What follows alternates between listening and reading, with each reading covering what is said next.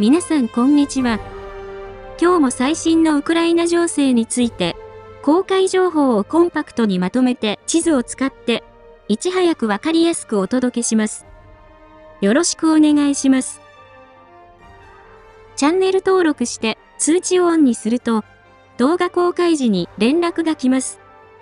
過去の動画も再生リストから合わせてご覧ください。ウクライナ情勢。ロシアがキーウに侵攻してから1105日になりました。まずは全般的な事柄です。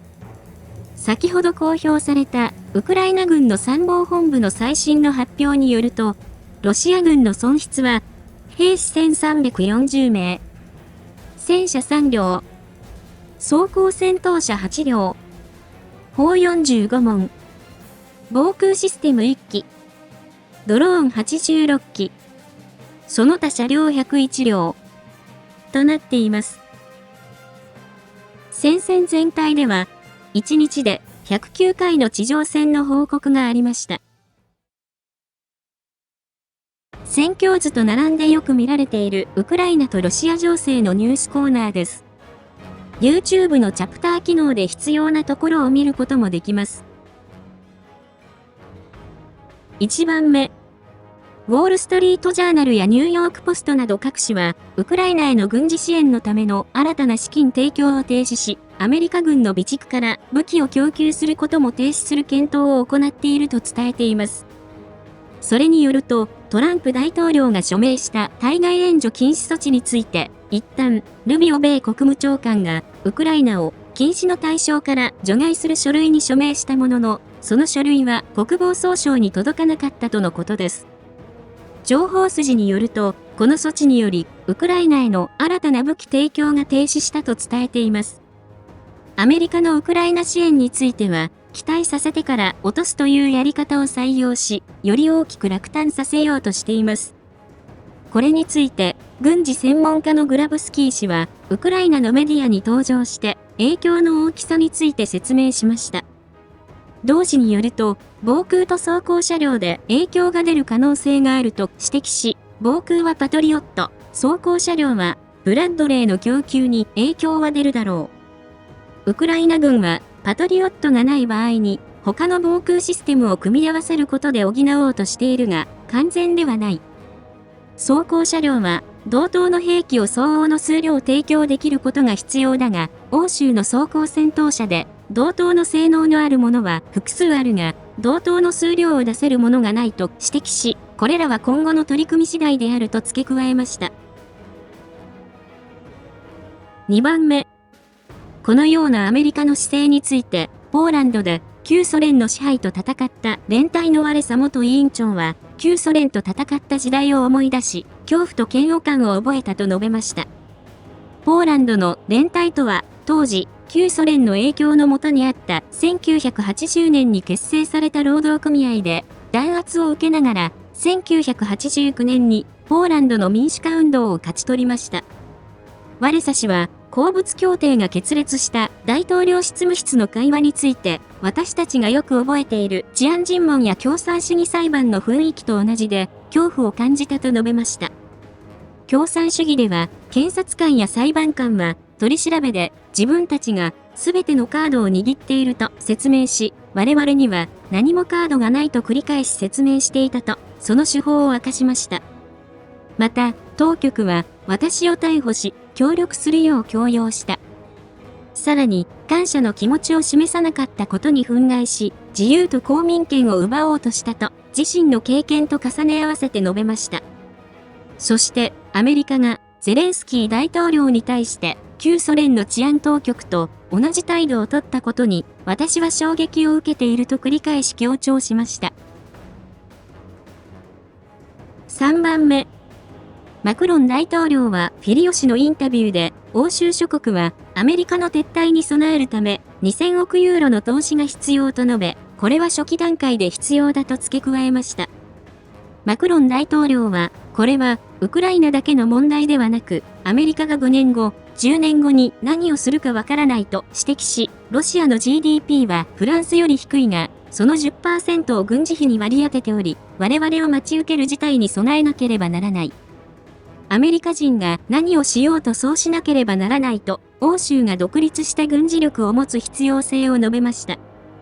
マクロン大統領は、クレムリンは、すでに EU で破壊活動と偽情報キャンペーンを行っており、ウクライナで阻止しなければ、次はモルドバ、その次はおそらくルーマニアに侵攻すると指摘しています。それでは、各地域の戦況です。戦況の変化のあるところを中心にお伝えします。その変化は大画面でフルスクリーン表示にしていただくと、街並みや日付とともに追いかけることができます。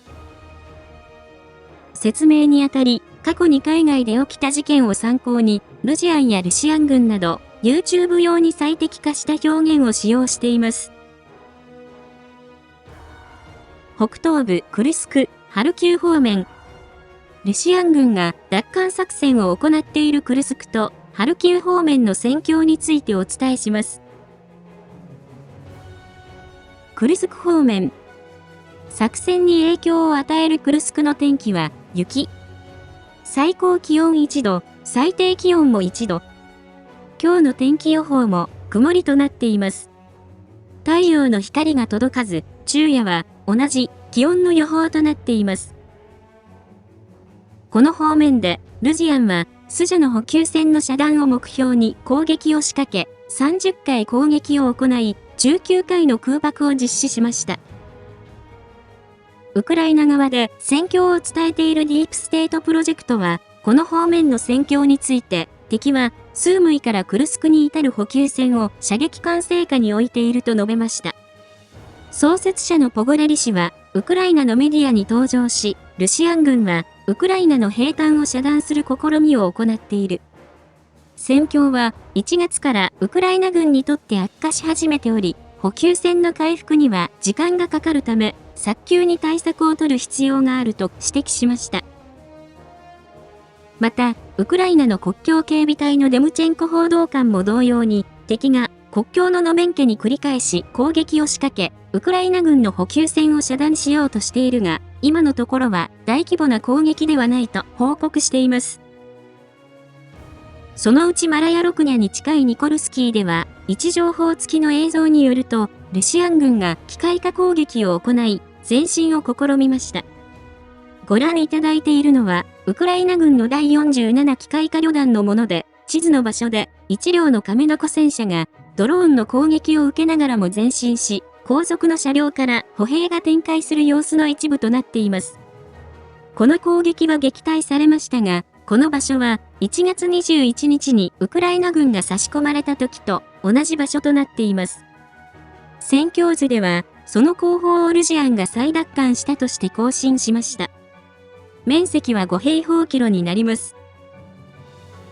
それ以外に、戦況図に影響のある情報はありませんが、ルシアン軍は西側の接触線で攻勢を強めていることから、気が抜けない展開となっています。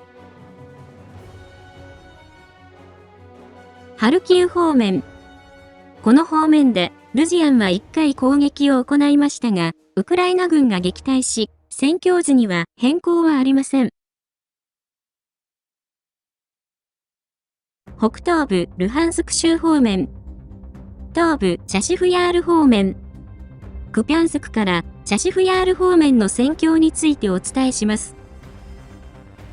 この方面でルジアンは、クピャンスク方面で3回、スバトベクレミンナ戦は15回、シベルスク周辺では2回、チャシフヤール方面では4回、トレツクの方向は14回攻撃を行いました。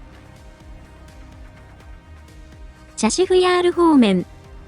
この方面では、ウクライナ軍の奪還作戦が継続しています。チャシフヤール中心部の北にある住宅地では、昨日の動画に、引き続きウクライナ軍が前進しました。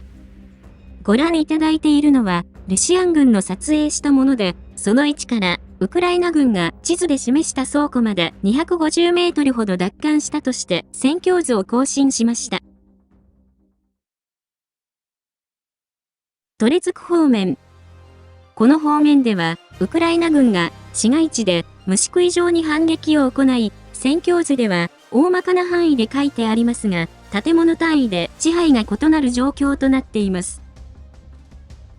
この方面に配置されているウクライナ軍の第49突撃大隊のスコリナ指揮官は、ウクライナのテレビで、敵はバイクを使って襲撃作戦を今朝開始したが、我々の排除作業は終了しようとしている。他にも、徒歩、装甲車、乗用車、電動スクーターも使っていると述べ、状況は引き続き緊張していることを報告しました。また、ウクライナの偽情報対策センターのコバレンコ所長は、この方面の戦況について、ウクライナ軍は、市の北部で安定的な陣地を確保し、張り切りすぎたロシア軍は、前進したことがあだとなり、困難な状況にあると述べました。1番目。市街地中心部の政府機関の立ち並ぶ街区では、位置情報付きの映像によると、地図で示した場所で、ウクライナ兵の存在が確認でき、この場所が、引き続き、ウクライナ軍の最前線となっていることが確認できます。こちらは係争地内の出来事で、戦況図に変更はありません。2番目。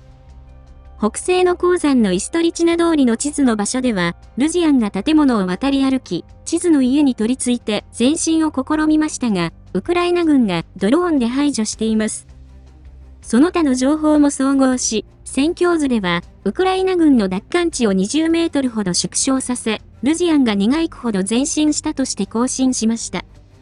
この場所は、ウクライナ軍が25日に市街地中心部に突入した時の出撃地点だったこともあり、ルジアンが執拗に攻撃を行っています。それ以外には、戦況図に影響のある情報はなく、ロシアン軍の不甲斐ない状況について、ロシアンの軍事ブロガーは、現場の指揮官がボーナスをもらうために嘘の報告を積み重ねた結果がこれだと憤慨しています。南東部ドネツク州、ポクロフスク、コスティアンティノピル、ベリカノボシルカ方面の戦況についてお伝えします。この方面でルジアンは、ポクロフスク方面では18回、コスティアンティノピル、ベリカノボシルカ方面で11回攻撃を行いました。ポクロフスク方面。この方面でルジアンは疲弊し、ウクライナ軍が局所的な反撃に転じています。そのうち、ポクロフスク南西にあるウダチネでは、昨日の動画でウクライナ軍が奪還したことをお伝えしましたが、その後も奪還作戦を継続しました。ご覧いただいているのはウクライナ側の撮影もので、地図の線路の脇で1人のウクライナ兵が6人のルジアンを投降させ、陣地に戻るところの一部となっています。戦況図では、この場所まで最大1キロの範囲でウクライナ軍が奪還したとして更新しました。それ以外には、ルジアンはポクロフスク占領を諦め、戦力が他の方面に移された可能性があり、攻勢の勢いが低下し、戦況図に変更はありませんでした。コスティアンティノピル方面、ベリカノボシルカ方面。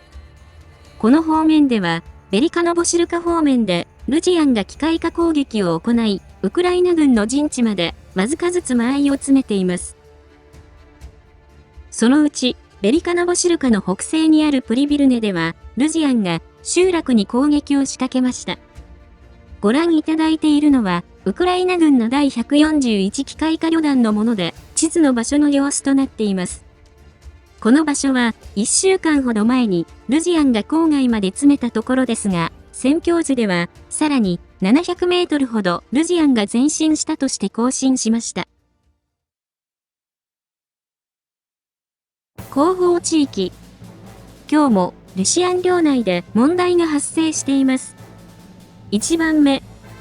ウクライナのパルチザン組織のアテシュによると、モスクワではロシアン軍の輸送車両が破壊された情報があり、画像では何かの機械が燃えている様子が確認できます。コメントによると、その後、部隊内でパニックが起き、指揮官らは部隊員に責任をなすりつけたとのことです。2番目。ロストフでは、負傷兵部隊の100人が戦闘拒否を起こしましたが、その後行方不明になりました。兵士たちは、ビデオメッセージで、我々は松葉杖をついているのに、前線に送られるのだ。この軍にとって、我々は人間でも何でもない。ただゴミのように捨てられるだけだと述べました。